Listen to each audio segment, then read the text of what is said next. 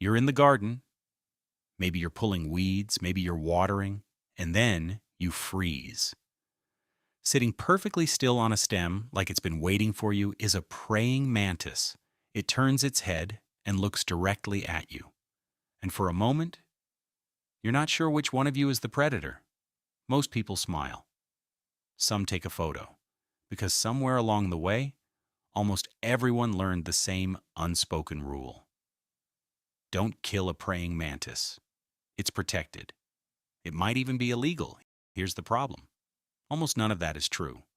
And the real story behind this insect is so much stranger, so much darker, and so much more fascinating than the myths people invented to protect it. Let's start with the law. Ask almost anyone, and they'll tell you with complete confidence that killing a praying mantis is illegal. Some will say the fine is $50. Some will say $500. It's not true. There is no federal law. There is no state law. There is no fine. The praying mantis has never been listed as a protected species anywhere in the United States. One of the most successful pieces of misinformation in the history of backyard folklore, passed down through generations of school children as absolute fact. So where did it come from? The mantis holds perfectly still in a way that feels deliberate. It turns its head and watches you, which almost no other insect does. And humans, wired to interpret eye contact as intelligence, tend to project personality onto anything that appears to be looking back at them. The mantis feels wise. It feels like it deserves protection.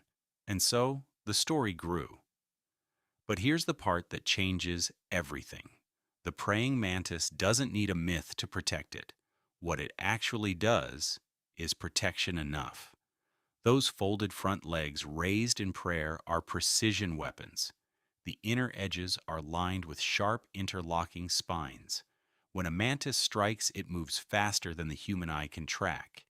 In less than 1/10 of a second, those arms snap shut around the target. There is almost no escape, and the target is not always small. Praying mantises hunt well beyond the scale of typical insects, beetles, caterpillars, moths, small frogs, and lizards. And then there are the hummingbirds. Multiple documented cases exist of praying mantises catching hummingbirds mid-flight, holding them with those spiked arms and consuming them while still alive. An insect catching a bird in your garden. But the mantis story gets stranger. When a female is ready to mate, she releases chemical signals that males detect from remarkable distances. The male approaches carefully, pausing frequently. He has good reason to be cautious. In a significant number of documented cases, the female will attack and consume the male during or after mating, and the female gains a protein-rich meal at the exact moment her body needs maximum nutrition to produce eggs. Evolution optimizing for survival with complete disregard for what we'd consider fair. Those eggs are laid inside a structure called an ootheca, a protective foam casing that hardens like a natural vault. A single ootheca can contain up to 400 eggs. It survives winter attached to a stem or branch, and in spring, hundreds of miniature mantises emerge, fully formed and immediately hunting. A single mantis arriving in your garden in spring can become hundreds of hunting descendants the following year. Here's the practical side.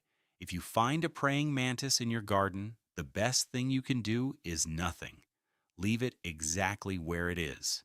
A mantis establishes a hunting territory and works it systematically. Moving it resets that entire process. If you find an ootheca during autumn pruning, stop. Do not cut that branch. What looks like a small brown foam blob on a twig is a natural pest control system waiting to activate in spring. So the next time you freeze at the sight of one watching you with that unsettling, deliberate calm, remember what you're actually looking at. Not a symbol, not a lucky charm, not a legally protected species. One of the most precisely engineered predators your garden will ever host. A creature whose mating ritual involves survival decisions most animals never face. and a natural pest control system no chemical spray has ever come close to replicating. The myth was trying to protect something real. It just got the reason completely wrong, and now you know the truth, which is, as always, far stranger than the story. If today's video changed the way you see the praying mantis, leave a like and subscribe, because every week we're finding the creatures hiding in plain sight and showing you what they're really doing. This is Quiet Wild.